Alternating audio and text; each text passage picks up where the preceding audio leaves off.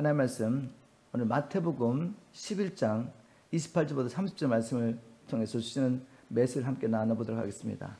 마태복음 11장 28절부터 30절 제가 한번 선포하겠습니다. 수고하고 무거운 짐진 자들아 다 내게로 오라. 내가 너희를 쉬게 하리라. 나는 마음이 온유하고 겸손하니 나의 멍에를 메고 내게 배우라. 그리하면 너희 마음의 쉼을 얻으리니 내 멍에는 쉽고 내 짐은 가벼움이니라 하시니라. 오늘 말씀을 통해서 내가 너희를 쉬게 하리라 라는 제목으로 하나님의 말씀을 나눠보도록 하겠습니다. 저는 목회자이기 때문에 여러 사람과 교제할 수 있는 기회가 있습니다.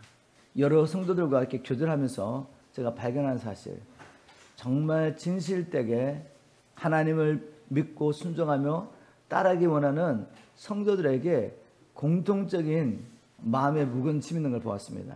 그건 다른 것이 아니라 하나님의 말씀을 살아내고 싶은데 살지 못하는 것 때문에 아주 힘들어하며 어려워하는 모습들을 많이 발견했습니다. 어떤 면에서 말씀대로 살려고 하는데 우리가 보기에 마음에 짐이 있는 것처럼 보이는 거죠. 그런데 오히려 반면에 말씀대로 살지 않고 가짜 복음을 믿으면서 자기 마음대로 사는 사람들, 그런 사람들 보면 다 예수를 믿는다 그러는데 아주 자유분방하게 사는 것 같죠. 오히려 말씀대로 살려고 하는 사람들이 뭐가 묶인 것 같고 무거운 짐을 지고 있는 것 같습니다. 정말 그게 사실일까요? 왜곡된 복음을 따라 살면서 자유분방하게 사는 사람, 자기 마음대로 사는 사람들이 과연 자유로운 사람일까? 심령에 마음의 짐이 없이 자유롭게 사는 사람일까? 아니면 정말 말씀대로 살려고 하는 사람들, 그들의 삶 가운데 갈등이 있지만 그들이 진정 자유한 자인가?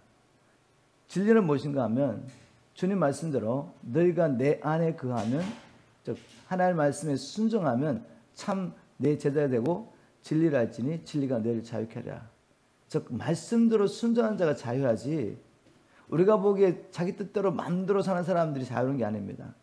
우리가 마귀에 속으면 안 되죠. 진정한 마음의 쉼은 바로 진리를 따라 사는 것에 있는 것입니다. 무엇보다도 이 십자가 길이 우리가 생각하기에 힘들고 어려운 길처럼 보이죠.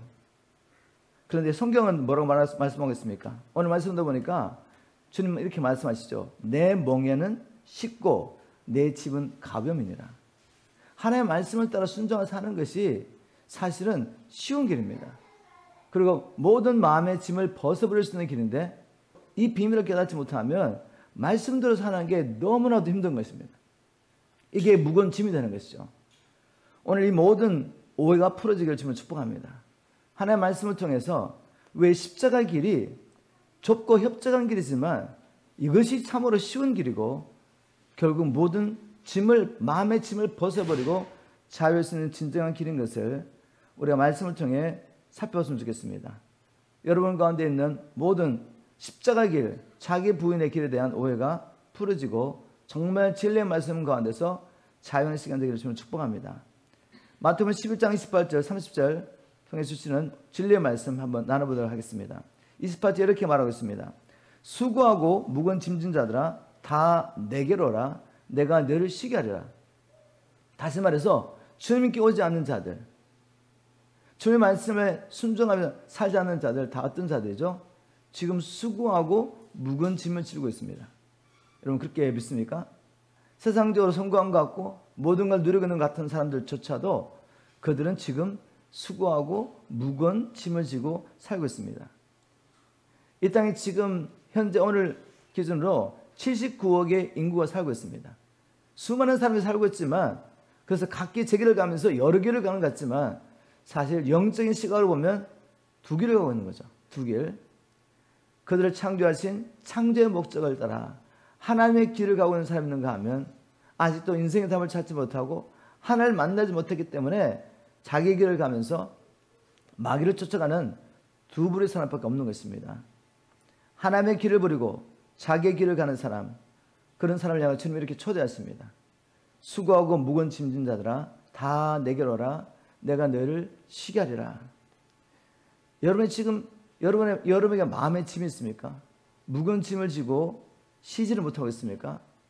우리가 예수를 믿으면서도 이 진리의 말씀을 깨닫지 못하면 여전히 내가 무거운 짐을 지고 수고하며 쉬지 못할 수 있습니다.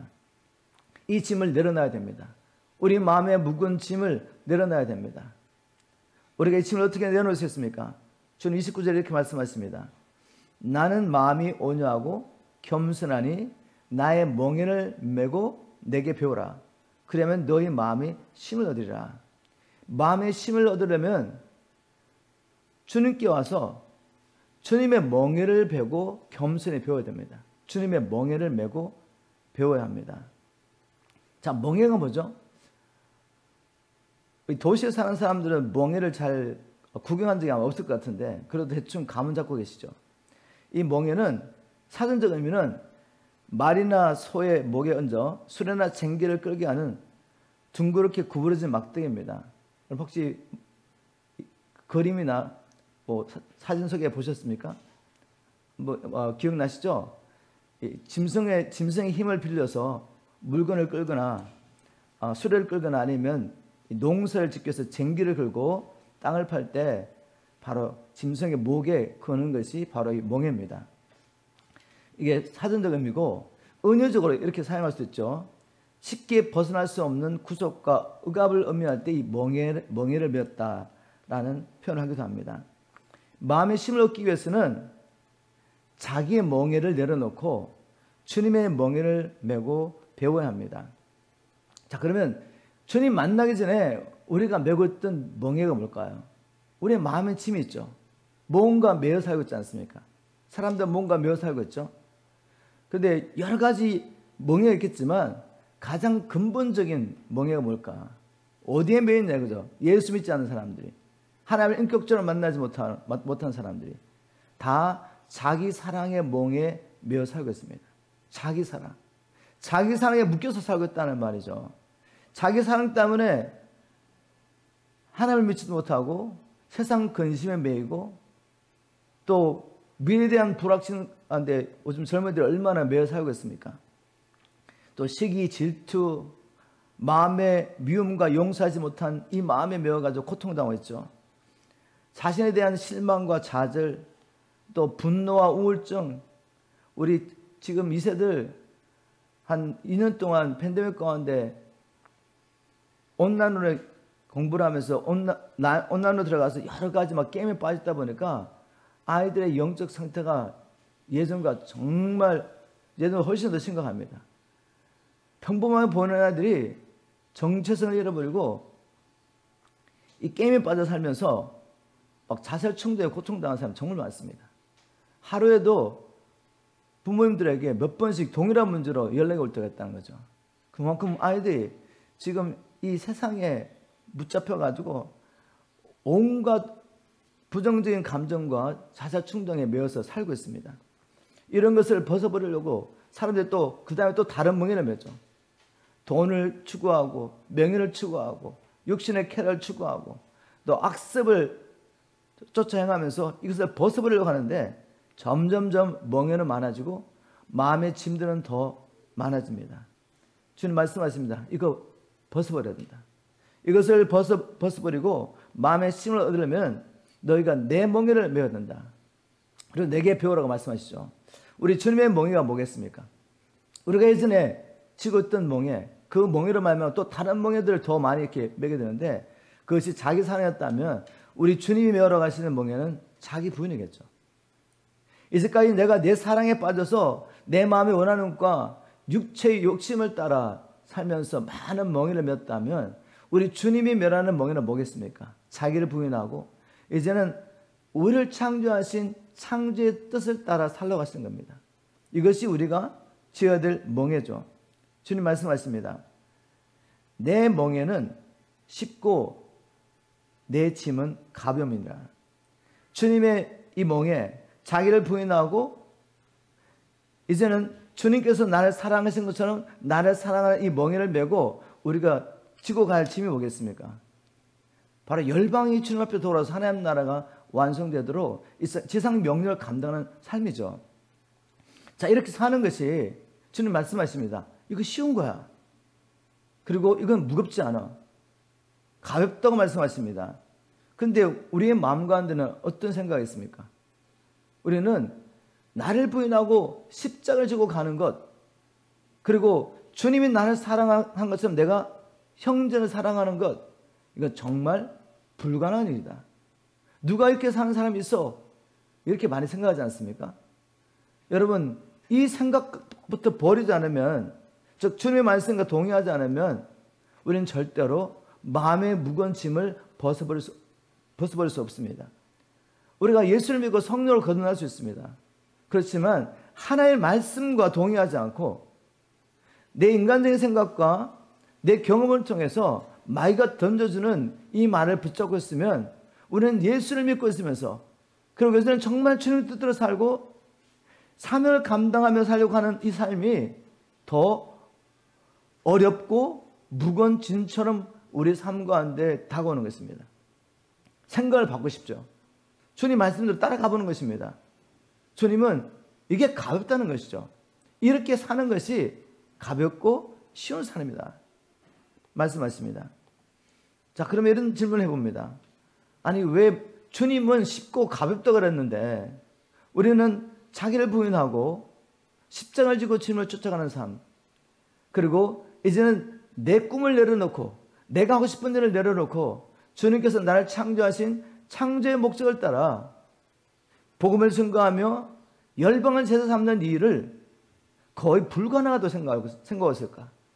이렇게 살려고 하는 사람들은 그냥 자기 마음대로 사는 사람보다 더 자유함이 없고 뭔가 율법에 매여가지고 고통당하는 것처럼 그렇게 생각하고 있습니까? 저는 그 이유가 이것이라고 생각합니다. 아직도 하나님과 동의하는 법을 배우지 못한 것입니다. 내가 이 멍에를 메고 가려고 하니, 내가 이 짐을 끌고 가려고 하니까 이거 불가능하죠. 하려고 하면 할수록 지치고 힘들고 우리가 자꾸만 포기하고 싶지 않습니까? 그런데 여러분, 사랑하시는 우리 주님께서 우리가 질 수도 없는 멍에를 메워놓고 끌 수도 없는 짐을 주면서 채찍질하면서 가라고 말씀하시겠어요? 우리가 지쳐서 떨어져도 넘어지는데 우리를 하나님께서 막 징계하시며 우리를 책망하시고 그러시겠습니까? 저는 그렇게 생각하지 않습니다. 우리가 아직도 이 멍에를 나 혼자 지고 가는 것입니다. 제가 이 멍에에 대한 메시지를 나누면서 찾아봤더니 이런 내용이 있더라고요.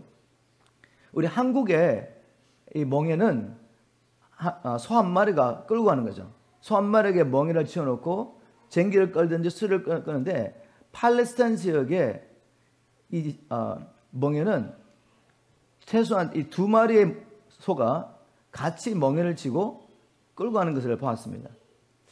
그래서 제가 깨달았습니다. 아, 주님께서 내게 와서 내 멍에를 메고 배우라고 말했을 때 주님 이 멍에를 나 혼자만 올려놓는 게 아닌 거죠. 우리 주님께서 같이 지고 있습니다. 그게 주님 말씀 아닌가요? 우리 주님께서 이렇게 살라고 하시면서 우리 혼자 버려두셨나요? 너희는 가서 모든 족속 제자를 삼으라고 말씀하시고 난 다음에 혼자 버려두셨냐고요. 주님 이렇게 약속하셨죠. 볼지어다 내가 세상 끝날까지 너희와 항상 함께 있으리라. 여러분, 우리가 무슨 능력으로 주님께서 우리를 사랑하시는 그 사랑으로 서로를 사랑할 수 있습니까? 주님께서 그 명령을 하시고 그냥 우리 보고 하라고 하셨나요?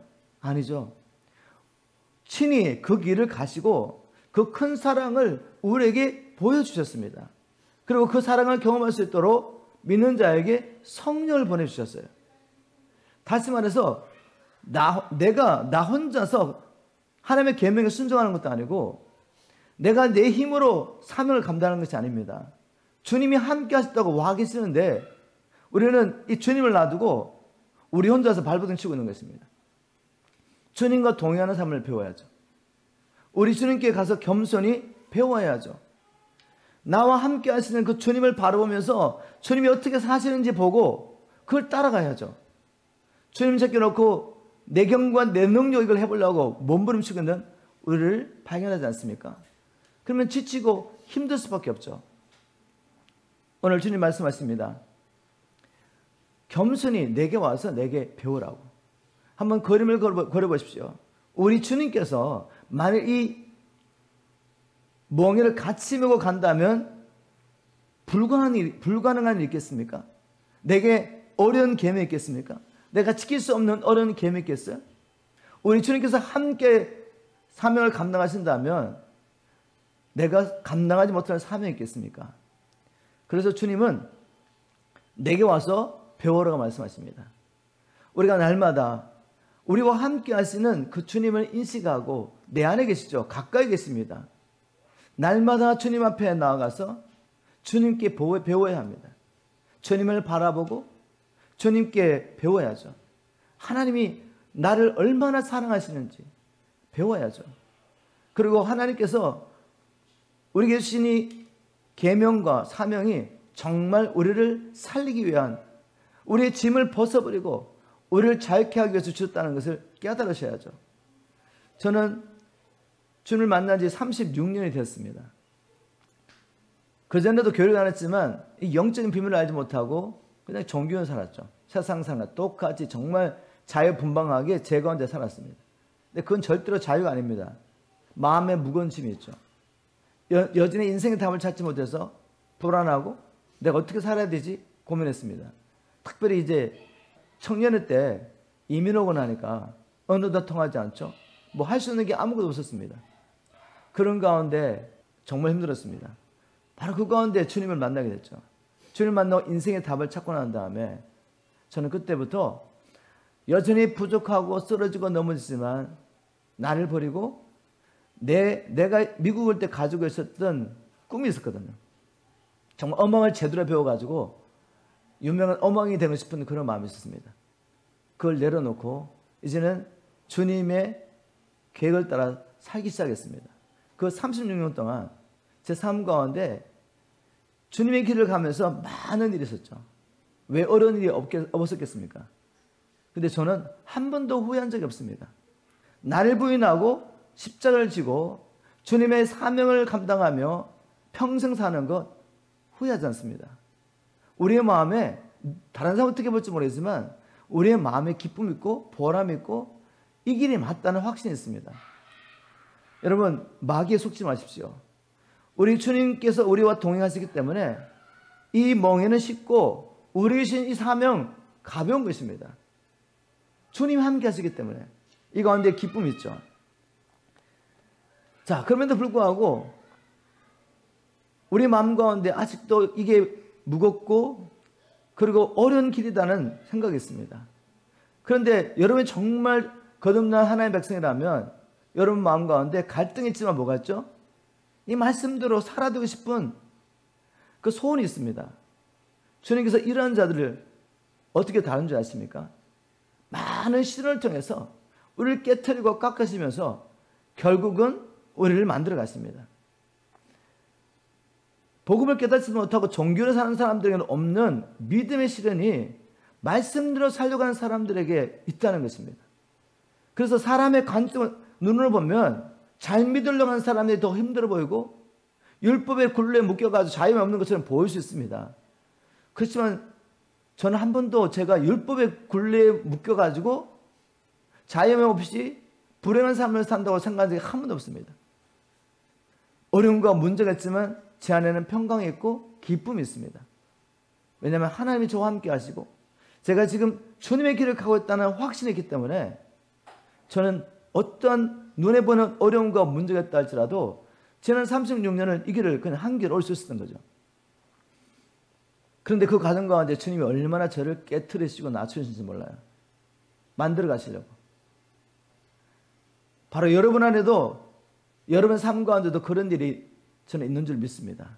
오늘 말씀을 통해서 우리 주님께서 말씀대로 살려고 하고 하나님의 사명을 이루려고 하는 주의 백성들에게 그들의 삶을 어떻게 인도하시는지 어떻게 다루시는지 한번 성경에 나와 있는 믿음의 사람들의 삶을 통해 한번 살펴보도록 하겠습니다. 저희들이 요즘 큐티인을 통해 가지고 야곱의 삶을 아침마다 묵상하고 있죠. 여러분 야곱의 삶을 잘 보십시오. 그냥 옛날 이야기로 보지 마시고 야곱이 바로 나네. 야곱의 삶이 곧 나의 삶이구나. 이렇게 보여야지 하나님께서 그 말씀을 통해 여러분을 만들어 가십니다. 근데 옛날 이야기로 내가 늘 아는 이야기로 그냥 쓱 지나가 버리시면 하나님께서 여러분을 다루실 수가 없어요. 저는 야곱을 보면서 야곱이 바로 나구나. 그래서 주님께서 야곱을 연단하시고 단련하시는 일이 내게도 있구나. 그러니 소망이 보이지 않습니까? 끝이 보이는 것입니다. 야곱은 에서와 함께 쌍둥이 형제였죠. 에서는 하나님 일에 아무런 관심이 없는 육적인 사람이었습니다. 성경에 하나님께서 에서를 하나님의 사람으로 만들어 가신 이야기가 있습니까? 그런 이야기 없죠.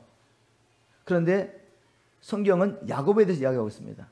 왜냐하면 야곱은 하나님께서 이 땅에 하나님의 구원의 역사를 이루어가시기 위해서 택하신 사람입니다. 그런데 그 사람을 보면 아주 인간적인 염소가 많이 나는 사람이죠. 자기가 원하는 것을 얻기 위해서 형을 속입니다. 아니 같은 날 낳았는데 형이 장자고 자기는 차자예요. 그래서 장자의 복을 잃어버리게 생겼습니다. 그것을 인위적으로 취하려고 형의 배고픔을 이용해 가지고 교묘하게 팥죽 한 그릇에 장자권을 사버리죠. 나중에 이삭이 자기가 죽을 때가 됐다고 여기고 아들을 축복하면서 에스가 장자니까 에스를 축복하려고 합니다. 물론 이삭도 잘못됐죠. 하나님께서는 그 육신적인 소유가 관계없이 야곱을 택하셨지 않습니까? 그런데 인간적으로 보니까 야곱보다는 에스가 더 용맹스럽고 자기의 가정을 지킬 것 같고 하나님의 역사에 이룰 것처럼 보이는 것입니다. 영적으로 얻었다는 증거지만. 그래서 에스를 축복하려고 했습니다. 그런데 이 사실을 알고 야곱은 어미와 함께 모략을 가지고 아버지도 속이고 형도 속여서 그 축복권도 뺏어버리죠. 이 일을 깨닫고 에스가 너무 화가 나가지고 늘 자기 동생에게 당하고 있지 않습니까? 화가 나서 동생을 죽이려고 했습니다. 형을 피해가지고 결국은 삼촌의 집에 가게 되죠. 하나님의 계획이 있었습니다. 이렇게 늘 자기 꾀로 살고 남의 발꿈치를 붙잡는 이 야곱을 통해서는 하나님의 구원의 역사를 이루어갈 수가 없습니다. 열방을 축복하기 원하는데 야곱은 항상 어떻게 살고 있습니까? 어디에 매였습니까? 자기 사랑에 매였잖아요. 자기 사랑. 자기 부인하지 못하고 하나님의 약속을 붙잡기는 붙잡았는데 그것마저도 자기 꾀로 이루려고 하는 자기 생각대로 사는 사람이었어요. 이런 야곱이 메고 있는 이 멍에를 깨트리지 않으면 하나님은 야곱을 통해 행하신 일을 이룰 수가 없습니다. 그래서 야곱을 연단하려고 어디다 보내죠? 야곱보다 한 수인 라반 삼촌의 집에 보내가지고 결혼할 문제부터 삼촌에게 당하는 겁니다. 자기는 라헬을 사랑해서 7년을 일했는데 삼촌은 야곱이 일을 잘하는 걸 보고 또 야곱이 자기 집에 들어온 후에 하나님께서 자기의 기업을 축복하는 것을 보면서 어떻게든 야곱을 붙잡아 놓고 야곱을 통해서 부를 축적하려고 결혼식 날 라헬이 아니라 언니 레아를 집어넣죠. 이렇게 결혼 문제부터 삼촌에 당하기 시작합니다. 그리고 20년 동안 삼촌 집에 있으면서 품삯을 10번이나 라반에 바꿔버리죠. 하나님께서 이 일을 통해서 뭘 하기 원하셨습니까? 라반을 통해서 야곱에게 이것이 너의 삶이야 라고 보여주기 원했던 거죠. 근데 야곱이 그걸 깨닫습니까? 자기 께로 어떻게든 자기 몫을 챙기죠. 어디까지 갔냐면 더 이상 삼촌의 집에 살 수가 없는 상황까지 간 것입니다. 열방을 축복하도록 택한 야곱이 이렇게 사는 것입니다. 하나님의 약속을 붙잡았다고 말하면서 누구보다도 하나님을 사랑하고 하나님의 뜻을 따라 산다고 하는 겉으로는 그렇게 표현하고 있는 야곱이 가는 곳마다 강길을 탁 깨트려버리고 하나님의 나라가 아니죠. 어둠의 나라를 막 이루고 있습니다. 지금. 왜요? 자기 사랑에는 멍에를 메고 살고 있으니까. 그래서 삼촌 집에 살 수가 없어서 이제는 고향으로 돌아갈 수밖에 없는 상황이 됐습니다. 그래서 가나안 땅으로 돌아오는데 더 큰 문제가 앞에 기다리고 있죠. 20년 전에 자기를 죽이려고 했던 형이 자기에 대해서 어떤 마음을 가지고 있는지 알 수가 없지 않습니까? 불안했습니다. 그래서 먼저 종을 형이 살고 있는 곳에 보냅니다. 에돔으로. 근데 형이 동생이 돌아온다는 얘기를 듣고 아무 말도 하지 않고 400명의 장정과 함께 동생을 맞으러 나옵니다. 이야기를 듣고 야곱이 무슨 생각했겠습니까?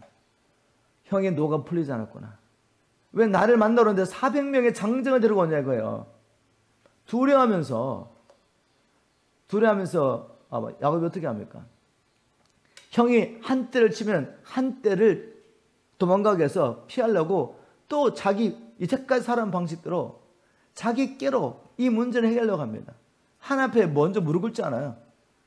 자기 깨로 자기 방법 다 마련해놓고 그래도 불안하니까 하나님 앞에 기도를 하죠. 기도를 하고 이제 처자식과 소유를 야복강 다 건너게 하고 자기는 홀로 남았습니다. 여전히 자기 사랑에 멍에가 끼어지지 않으니까 마음에 무거운 짐이 있죠. 하나님께 다 맡겨드리지 않았습니다. 그러니 마음에 무거운 짐이 있지 않습니까? 그래서 하나님 앞에 간절히 기도하는데 누가 씨름을 청하죠? 야곱이 씨름한 게 아니에요. 하나님이 오셔가지고 야곱과 씨름합니다. 야곱을 통해 일해야 되는데 야곱이 자기 고집을 버리지 않아요. 자기 생각 버리지 않습니다. 그래서 하나님께서 이 야곱의 자아를 깨트리시려고 씨름하는데 야곱이 포기를 하지 않습니다. 하나님이 야곱을 이기지 못했다고 했어요. 성경에 보니까. 그래서 어떻게 합니까? 엉덩이 뼈를 쳐가지고 어긋나게 만듭니다. 이제는 야곱이 자기 꾀로 도망갈 수도 없어요. 하나님을 신뢰할 수밖에 없도록 만든 거죠. 이제는 뭐 다른 방법이 없습니다. 하나님만 붙잡을 수밖에 없어요. 이제 새벽이 되어서 하나님이 떠나려고 하는데 야곱이 하늘을 붙잡고 주님이 나를 축복하지 않으시면 나 주님 가게 할 수 없습니다. 여기까지 끌고 오신 거예요. 하나님이. 얼마나 야곱이 자기 자아가 강하고 자기 생각이 많은지 하나님이 환도표를 쳐서 이제는 다른 방법이 없을 정도로 그냥 낮추고 하나님만 붙잡게 만들어버린 거죠. 그래서 하나님이 자기를 붙잡고 축복에 들어가는 야곱에게 던진 말씀이 뭐죠? 너 이름이 뭐니? 이름을. 왜 이름을 물으셨을까? 야곱에게 자기 실체를 발견하게 도와주는 겁니다. 너는 이제까지 야곱으로 살았어. 남의 발꿈치를 붙잡고 남에게 지지 않으려고. 네가 첫째가 되고 싶었어. 형의 발꿈치를 붙잡고 나왔고 누구와 싸워서 지지 않으려고 그렇게 살았지 않습니까? 자기 꾀로 거짓말까지 하면서 자기가 원하는 것을 취했던 사람입니다. 이런 삶을 살아가지고는 하나님의 뜻을 이룰 수가 없죠. 그래서 주님이 축복하십니다. 이제는 네가 야곱이 아니고 이스라엘이다. 여러분, 이게 축복이에요. 이게 축복. 이스라엘은 많은 사람들이 하나님과 싸워서 겨룬 자 이렇게 의미를 알고 있지만 대체로 그렇게 해석합니다. 근데 이 성경 사전에 보면 대체로 어떻게 또 번역하냐면 의미가 하나님이 통치하시도다 이 말입니다. 이스라엘은 하나님이 통치하시도다. 저는 이 해석이 맞다고 생각합니다. 왜냐하면 야곱을 향하신 하나님의 계획이 이루어지려면 반드시 야곱은 자기의 멍에를 내려놓고 이제 하나님의 멍에를 메워야 돼요. 하나님의 멍에가 무엇입니까? 자기를 부인하고 이제는 하나님의 뜻을 따라 사는 하나님의 나라가 돼야죠. 하나님의 나라가 돼야지, 내가 하나님의 나라가 돼야지 이 땅에 하나님 나라 이루어가는 사명을 감당하지 않겠습니까? 내가 하나님 나라가 되지 않고 내가 하나님 통치를 받지 않는데 하나님의 은사와 열정만 가지고 뭔가를 이루어가면 그 하나님 나라가 아니죠. 예수님으로 막 많은 역사를 놔도 그것은 하나님의 나라가 아니라 여전히 인간 나라입니다. 인간 나라, 세상 나라. 거기 자기 부인이 없지 않습니까? 자기 사랑의 동기에서 사람의 인정과 칭찬과 영광을 받으려고 하나님 받으실 영광을 자기가 받으려고 바로 그 동기에서 모든 일을 한다면 바리새인들이 하루 3번 기도하고 일주일 2번 금식하고 모든 것에 11조를 하나님께 드리고 구제하고 살아도 그것은 하나님의 나라가 아닌 것입니다. 하나님의 심판을 받을 수밖에 없는 세상 나라죠. 여러분, 하나님께서 우리를 하나님 나라로 불러주신 거 아십니까? 하나님께서 우리를 사랑하셔서 영원히 죽을 수밖에 없는 우리를 자기 아들의 피를 통해 사시고 우리를 제사장과 나라로 불러주셨습니다. 우리가 하나님의 나라입니다. 그런데 하나님의 나라로 불러주셨는데 우리의 정체성은 하나님의 나라인데 여전히 예전의 멍에를 메고 산다면 우리는 하나님 나라가 아니죠. 그래서 세상 사람들이 지고 있는 그 마음의 짐을 똑같이 지고 사는 것입니다. 이제는 우리가 이스라엘 되어야죠. 이스라엘. 하나님께서 이스라엘 되게 하시려고 우리 삶 가운데 허락하신 그 시련을 이제는 믿음으로 수용해야 됩니다. 이 시련을 바꿔달라고 기도하면 안 돼요. 이 시련을 없애달라고 기도하시면 안 됩니다. 그건 잘못된 기도입니다. 주님, 이 시련을 통해 나를 깨트려 주십시오. 내가 잘못 메고 있는 이 멍에를 꺾어 주십시오. 그리고 이제 겸손히 주님의 멍에를 메고 배우게 도와주십시오. 내가 어떻게 주님처럼 사랑하시는지 배우게 도와주십시오. 내가 어떻게 날마다 나를 부인하고 십자가를 지고 주님을 쫓아가시는지 주님을 바라보면서 주님과 동행하면서 내가 배우게 도와주십시오. 그렇다면 주님께 배우면서 주님과 함께 동행한다면 우리는 이 멍에를 능히 맬 수 있습니다. 우리에게 맡기신 짐을 우리가 지고 갈 수 있습니다. 이 짐이 가볍다는 걸 느끼게 될 것입니다. 사명을 감당하면서 하나님 주신 기쁨으로 무거운지를 모르고 살게 될 것입니다. 사람 눈으로 보면 어떻게 사느냐고 말할지 모르겠지만 그 가운데 우리는 기쁨을 누리고 살고 있는 것입니다. 영혼 구원하는 그 기쁨 때문에 우리가 당하는 여러 가지 어려움과 이해할 수 없는 상황 가운데서도 우리는 하나님께 감사할 수 있습니다. 기뻐할 수 있습니다. 내 심령 안에 우리의 가정 안에 하나님의 나라를 누리며 살 수 있는 것이죠. 바로 하나님께서 이 야곱의 삶을 통해서 행하시는 일은 뭔가 하면 야곱이 지고 있는 잘못된 멍에를 깨트리고 주님의 멍에를 메워주고 이제 하나님의 사람이 하나님의 통치를 받는 하나님의 나라가 되게 한 것입니다. 나중에 이 야곱이 애굽으로 가서 바로를 만납니다. 바로가 보니까 야곱이 굉장히 오래 산 것 같아요. 그래서 네 나이가 몇이냐고 묻습니다. 그럴 때 야곱이 한 말이 이것이죠. 제가 130년을 살았는데 정말 험악한 세월을 살았습니다. 이게 야곱의 삶이었어요. 왜 그렇게 험악한 세월을 살았습니까? 하나님의 약속을 받은 자인데 여전히 자기 사랑에 빠져서 자기 방법으로 비록 하나님이 주신 약속이지만 그것도 하나님의 방법이 아닌 자기 방법을 하려고 하니까 하나님이 그를 깨트릴 수밖에 없었습니다. 그럼에도 불구하고 그는 아브라함과 이삭과 야곱의 하나님이라는 칭호를 받게 됐죠. 믿음의 조상이라는 칭호를 받게 됐습니다. 그것이 인생의 성공이 아닐까요? 이 세상에서 아무런 문제없이 편안하게 사람들에게 인정과 칭찬과 영광을 받으며 살지만 하나님의 사람이 될 수 없다면 여전히 그 마음의 속에 동기는 자기 사랑과 사람에게 인정과 칭찬을 받으려고 그 모든 선한 일을 하고 사람들의 그런 모습을 보였다면 그는 인생에 실패한 것입니다. 내가 내 자아를 버리지 못하고 내 멍에를 꺾지 못해서 하나님께서 우리에게 허락하시는 그 시련들이 우리 삶 가운데 있지만 그래서 사람들이 보기에는 어려움이 많지만 여러분 그것이 복된 삶입니다. 영원의 퍼스펙티브를 통해 보면 영원 가운데 보면 그 길을 가셔야죠. 잠깐 이 땅에 사는 동안에 영광과 칭찬을 받으며 평안하고 안전한 삶을 살기 원하십니까? 저는 그게 아니라고 생각합니다. 비록 이 땅에서 믿음의 씨는 있지만 내가 깨어지고 내 안에 그리스도의 형상이 이루어져서 하나님 앞에 갔을 때 영광과 칭찬을 받고 영원한 기업을 얻게 되는 것이 인생의 성공이라고 저는 믿습니다. 그렇게 사시기를 주님으로 축복합니다. 한 사람 더 보겠습니다. 바로 베드로라는 사람입니다. 베드로뿐만 아니라 주님 부르셨던 12제자들. 베드로의 삶을 보면 주님이 부르셨을 때 표면적으로는 모든 것을 버리고 주님을 쫓아가죠.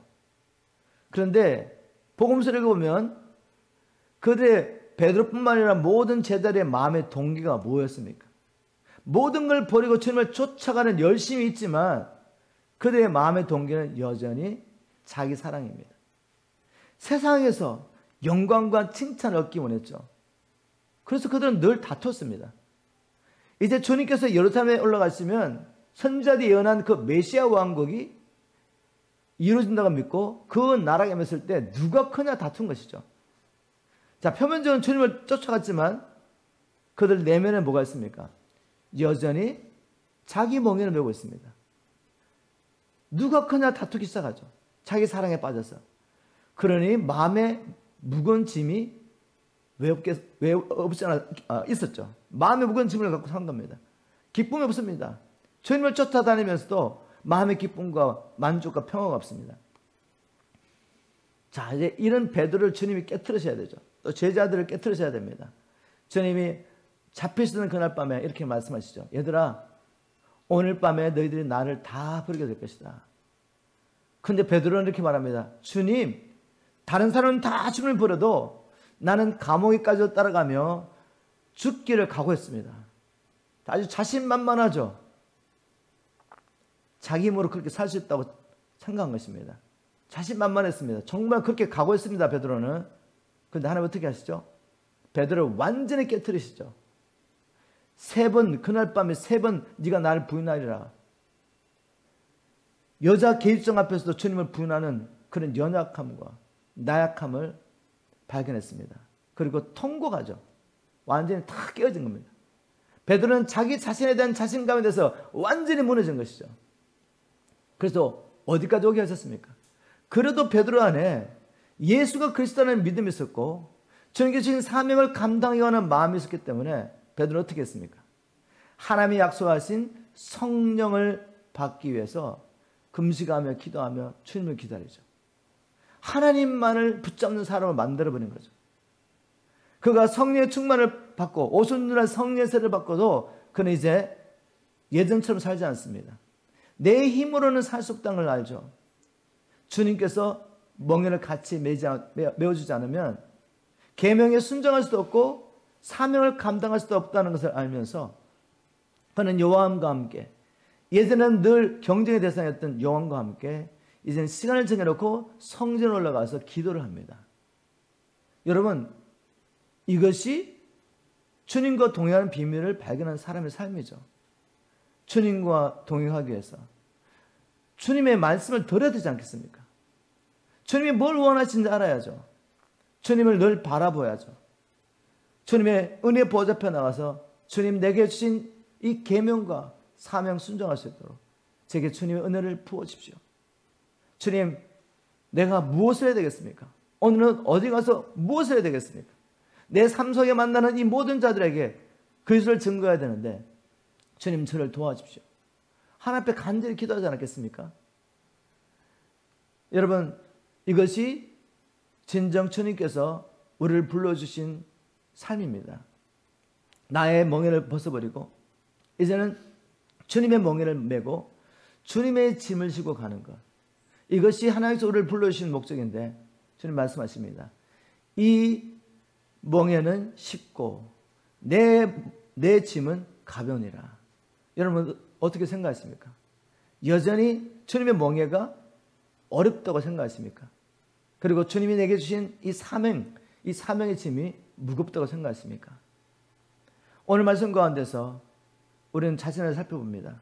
내가 여전히 내 마음에 무거운 짐을 내려놓지 못하고 쉼을 누리지 못하고 있다면 나는 여전히 예전부터 지고 있던 그 멍에를 메고 살고 있지 않는지, 자기 사랑에 빠져서 그 동기에서 모든 일을 행하다 보니까 더 많은 멍에를 메고 살고 있지 않습니까?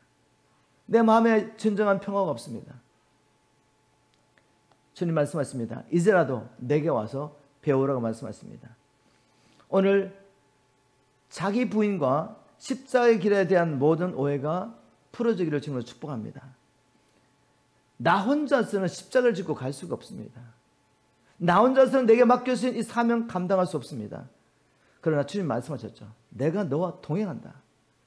이제는 주님을 바라보고 주님께 겸손히 배우면서 주님과 함께 이 멍에를 지고 이 짐을 지고 간다면 우리는 능히 이 길을 갈 수 있을 것입니다.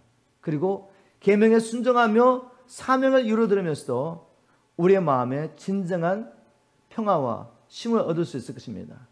그것이 진정으로 자유한 길인 줄 믿습니다.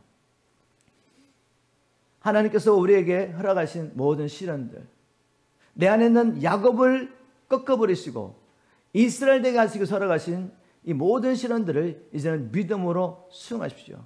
감사하십시오. 그리고 기꺼이 깨어지십시오. 그리하면 주의 길을 배우게 됩니다. 그리고 남은 생에 주님의 멍에를 메고 주님의 짐을 지고 살면서 열방을 축복하며 주님 오실 길을 예배하는 바로 이 복된 삶을 사시기를 주님으로 축복합니다.